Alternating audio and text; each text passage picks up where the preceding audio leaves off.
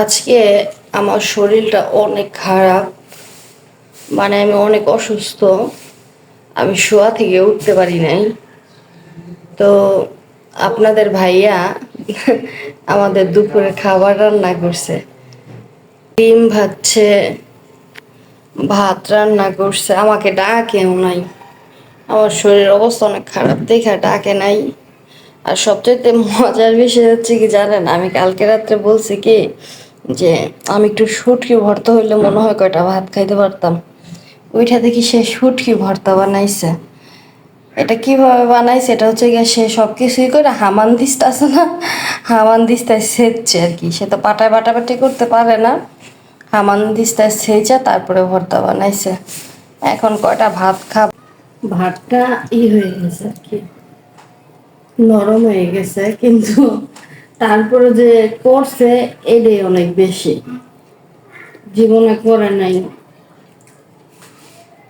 তো ঘরের কাজ তো সে অত এক্সপার্ট না। এটা হচ্ছে গিয়ে দেখা দেখে আর কি, আমার থেকে যতটুকু দেখছে ওইটা দেখা যতটুকু অবজার্ভ করতে পারছে সেই অনুযায়ী সে করছে। কিন্তু বিশ্বাস করবেন না, এই শুটকি ভর্তাটা থেকে যে পরিমাণ ঘ্রাণ বের হইছে, আহ মানে থ্যাংক ইউ।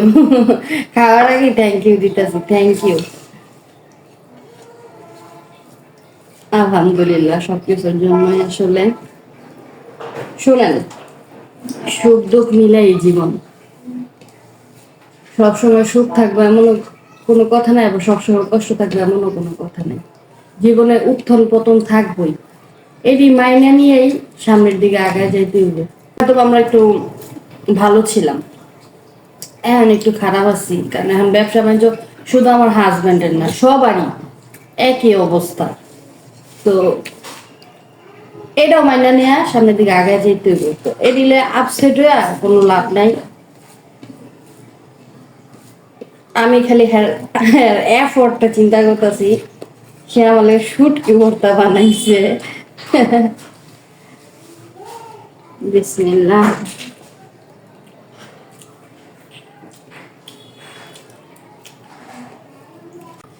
অসাধারণ, শান্তি, তৃপ্তি।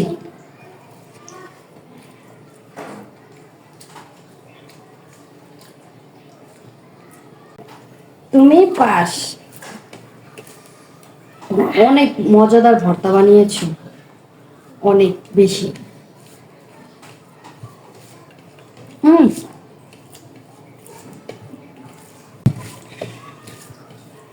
কিভাবে বানাইছো রেসিপিটা বলতো।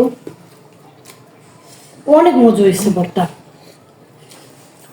প্রথমে ফ্রিজ থেকে শুটকি নামাইছি, নামায় একটা পাত্রে রাখছি।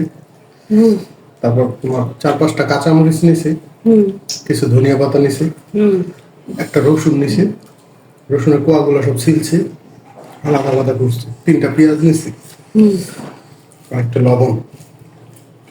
প্রথমে তোমার কড়ার মধ্যে রসুনটাকে টালছি, একটু পোড়া পোড়া হয়েছে। আমি এটা রাইখা দিয়া পুরি নাই, নাড়তে নাড়তে বুঝতে টোটালি রস। সেম হইতে কাঁচামরিচটাও, তারপর শুটকিটা, কি শান্তি। শুটকিটা একটু ঝুরা ঝুরা করে ফেলছি টালতে টালতে।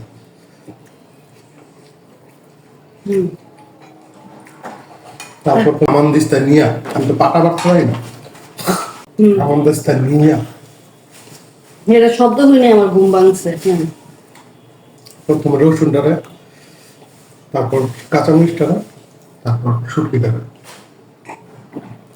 সে আমাকে ডাকেও নাই। তারপর ধনিয়া পাতা, তারপর লবণ, তারপর পেঁয়াজটা দিয়ে হাত হালকা হালকা রাখছি, আদা আদা ভাঙা করছে। যাতে পেঁয়াজটা আসতে থাকে।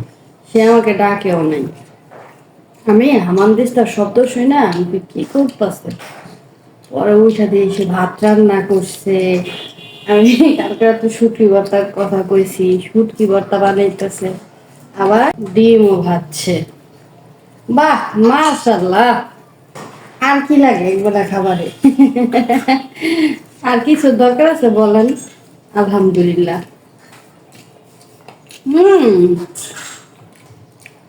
অনেক মজা হয়েছে, কিন্তু আমার লাইফের ওয়ান অফ দ্য বেস্ট শুটকি ভর্তা। এত মজা হয়েছে,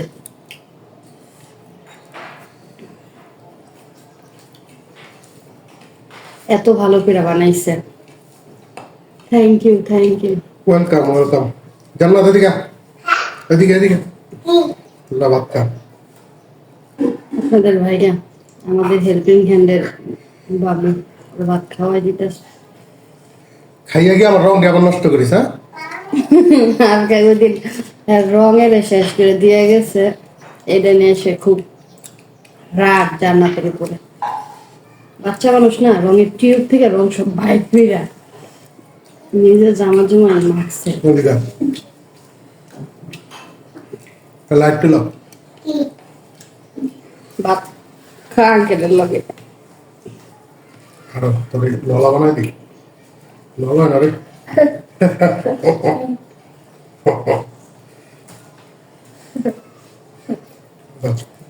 আক্কর বড় আক্কর। আল্লাহ আল্লাহ দিল, এতে দিল মুখে। ফুটকি ভর্তা ভাত খাবি? বুঝি যা তোর আন্টি দেখ না লাগে। মতো বা মুদা খায় কত মনে হয়েছে?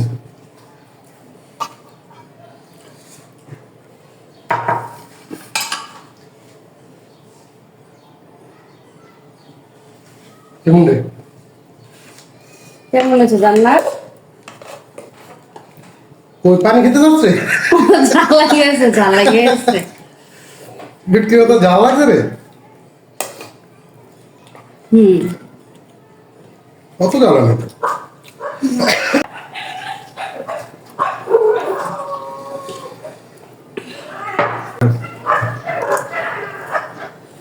কি করো আবার তুই এদিকে যেতেছ কেন? বেশি যাইস না, তোর মারা কর। জান্নাত ডিম দিয়ে ভাত খাবি? জান্নাত আচ্ছা যা তোর খেতে যা। ডিম দেখা বেশি চাল লাগছে রে, বেশি চাল লাগছে।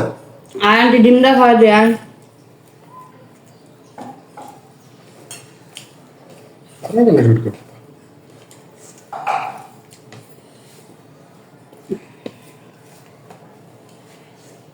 কেউ যে মুখটা দা ডিম দা দিব, ডিম দা ডিম দিয়া